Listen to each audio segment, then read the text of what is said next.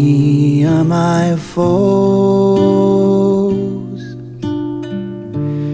many are rising against me, many are saying to me, there is no help for you in God. Oh Lord, you're a shield around me, my glory, the one who lifts up my head. I cry aloud to the Lord. He answers me from his holy hill. I lie down and sleep, I wake up again, for the Lord sustains me. I am not afraid of 10,000 people who have set themselves against me all around.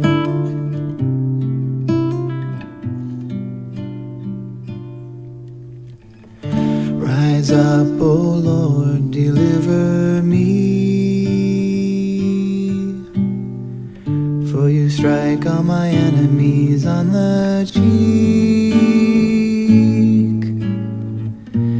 You break the teeth of the wicked. Deliverance belongs to the Lord. May your blessing be on your people. I lie down and sleep, I wake up again, for the Lord sustains me. I am not afraid of 10,000 people who have set themselves against me all around. I lie down and sleep, I wake up again, for the Lord sustains me. I am not afraid of 10,000 people who have set themselves against me all around.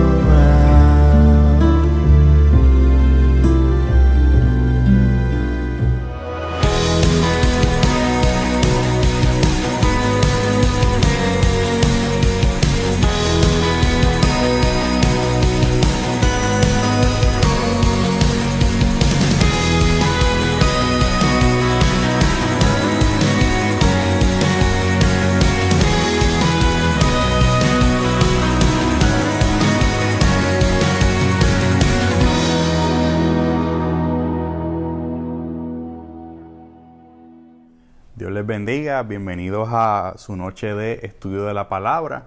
Hoy miércoles vamos a estar dedicando unos minutos, como lo hemos estado haciendo en las últimas semanas, para estudiar los salmos. Y el salmo que hemos escogido para este día es un salmo que para mí es un salmo precioso. Solamente son 8 versículos, pero encierra un mensaje bien hermoso y bien poderoso. Y es el salmo número 3. Como son tan pocos versículos, pues me gustaría leerlo primero entero y luego poco a poco vamos entonces hablando del salmo. Y si están en su casa, ¿verdad?, buscan su palabra, la palabra del Señor conmigo, el salmo número 3. Y se titula Oración matutina de confianza en Dios, pero hay otras versiones de la Biblia que le ponen el título de que es un salmo que se escribe, es un salmo de David, escrito cuando estaba siendo perseguido por su hijo Absalón. y leemos a la gloria del Padre, del Hijo y del Espíritu Santo. Oh Jehová, cuánto se han multiplicado mis adversarios. Muchos son los que se levantan contra mí. Muchos son los que dicen de mí, no hay para él salvación en Dios. Mas tú, Jehová, eres escudo alrededor de mí, mi gloria y el que levanta mi cabeza. Con mi voz clamé a Jehová, y él me respondió desde su monte santo. Yo me acosté, dormí y desperté, porque Jehová me sustentaba. No temeré a 10 millares de gente que pusieran sitio contra mí. Levántate, Jehová, sálvame, Dios mío, porque tú heriste a todos mis enemigos en las mejillas, los dientes de los perversos quebrantaste.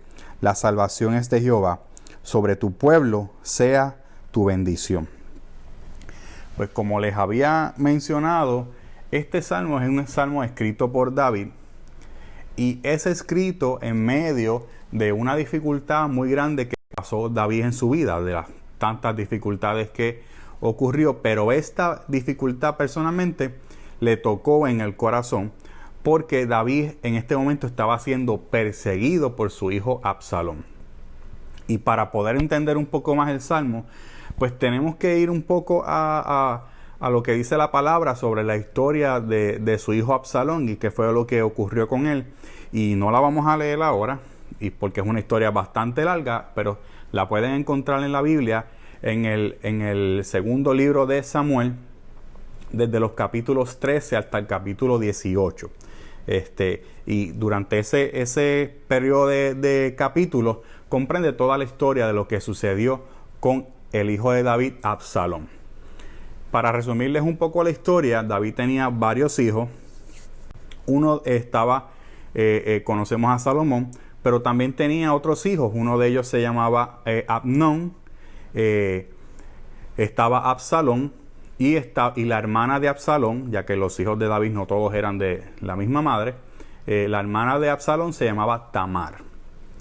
Ocurrió que uno de los hijos de David, Amnón, él queda enamorado perdidamente de su hermana. Ustedes saben que en tiempo bíblico se practicaba la unión entre familiares, pero él queda enamorado de su hermana, y en lugar de hacer las cosas quizá con otro orden, se las ingenió para llamarla un día a su casa y violó a su hermana. Luego de violar a su hermana, empezó a repudiarla, como que simplemente la utilizó por un momento, y luego y la misma Biblia dice que repudiaba a su propia hermana y prácticamente la dejó en la calle. Esta hermana se llamaba Tamar y era hermana directa de Absalón. Absalón le dolió mucho el haber, cuando se enteró que su propio hermano había violado a su hermana. Y si usted se pensaba que en la Biblia no habían historias como estas, claro que sí. A veces lo que vemos en la televisión se queda corto incluso con las historias que ocurren en la Biblia. Amnón viola a su hermana Tamar y pasa un periodo de 2 años antes que ocurriera algo más. Y en un momento dado, luego de esos 2 años, Absalón cobra venganza por eso que sucedió 2 años atrás y termina con la vida de su hermano Amnón. Por esta razón, Absalón entonces huye, ya que David, el rey David, se encontraba pues muy triste por la muerte de Absalón, y Absalón se separa de su familia y está por 2 años en otra ciudad. David en este momento sufre a pesar de que había sido como había sido y había violado a su hermana. David primero sufre la muerte de su primer hijo, la muerte de Amnón, pero también sufre la lejanía de ese segundo hijo que había matado a Amnón, que era Absalón. Luego de un periodo de aproximadamente 2 años, David logra, con ciertas cosas que ocurren en la Biblia, no vamos a entrar en detalle, pero David logra que Absalón regrese a a Jerusalén para que, ¿verdad?, restablecer esa relación con su hijo. David siempre quiso restablecer esa relación, pero Absalón comenzó a sentirse que él era mayor que David. Y la palabra relata cómo él tomó ventaja de ciertas cosas que estaban sucediendo. Por ejemplo, cuando venían personas a pedir justicia delante del rey, Absalón se interponía entre ellos y le decía: no, el rey no está disponible, quien te va a atender soy yo. Y atendía los conflictos y los problemas que ocurrían en mucha gente del pueblo de Israel. Y Absalón comenzó a ganar fuerza delante del pueblo de Israel. Comenzó a ser bien afable, bien amable con la gente, y como político al fin comenzó a moverse de tal manera en que la gente comenzó a perderle la confianza a David y a preferir a Absalón. Llegó el momento que Absalón cobra tanta fuerza en el pueblo de Israel que logra montar su propio ejército, y David tiene que huir para huir de la muerte, porque su propio hijo Absalón quería acabar con su vida y usurpar el reino de Israel.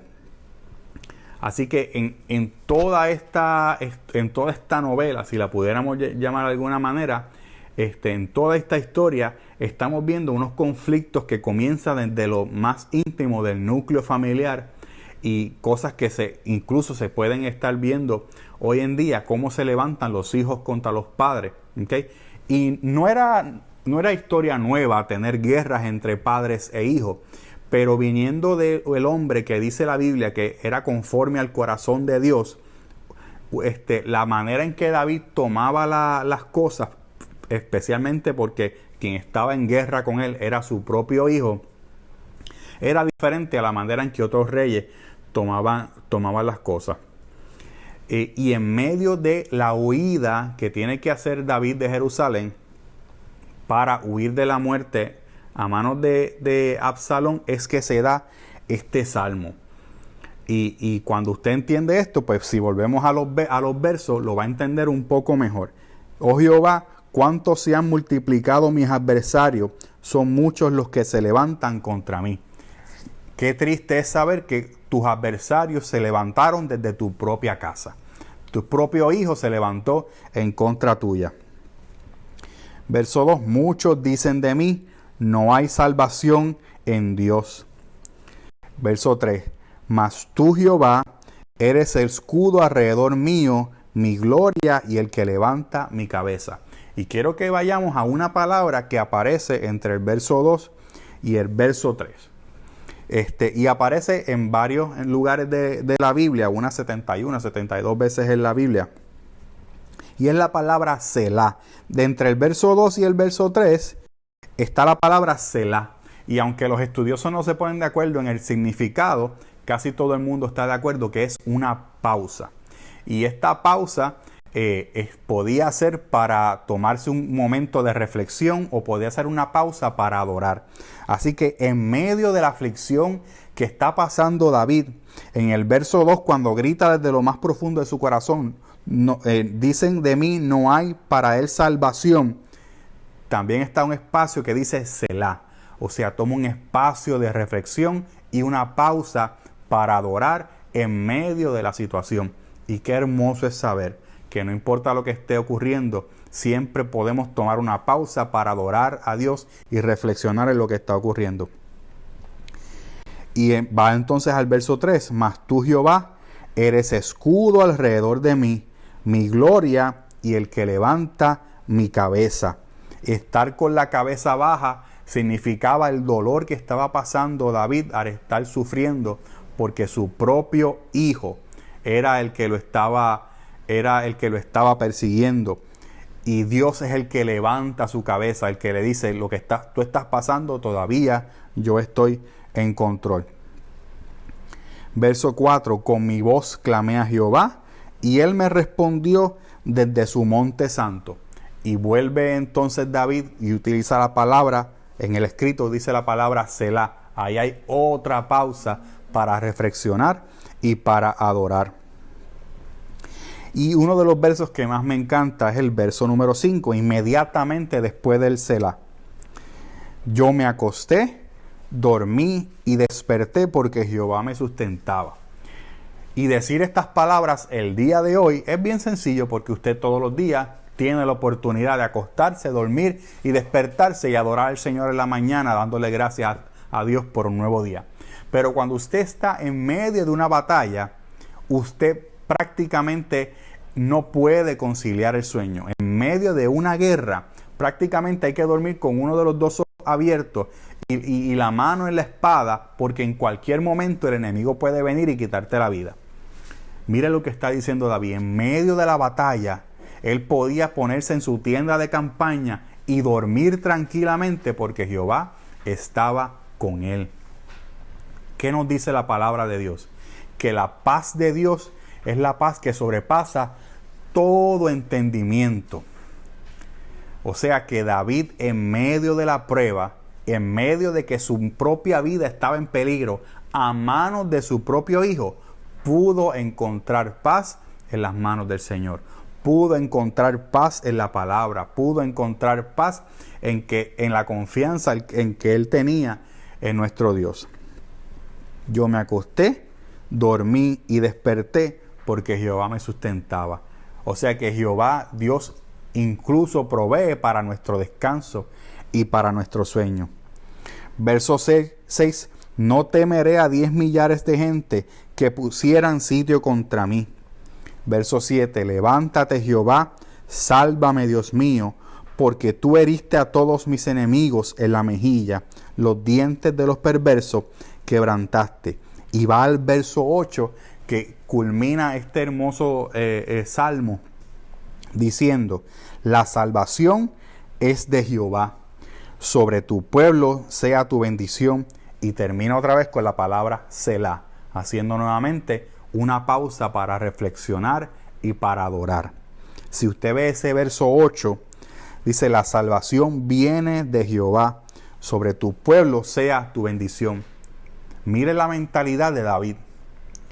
En medio de la batalla pensaba en el dolor de haber perdido a su primer hijo y de que ese otro hijo quería matarlo y estaba en guerra contra él y quería usurpar su trono.